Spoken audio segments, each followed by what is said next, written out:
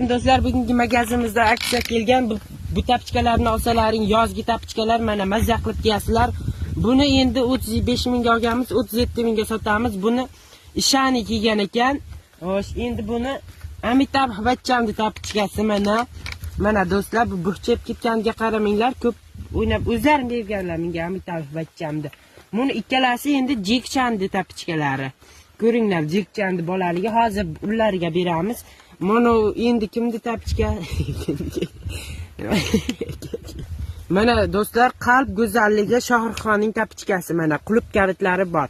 Mana do'stlar, bularni olsalaring pullarga achimisizlar. Hozir sizlarga bitta bombani ko'rsataman do'stlar. Mana qaranglar. 1 2 3 qalb go'zalligi ko'rib xursand bo'lib ketasizlar. Bomba. Mana qalb go'zalligini qaranglar, buni chiroyliligini. Bu Xurram Sultonning tapchkasi.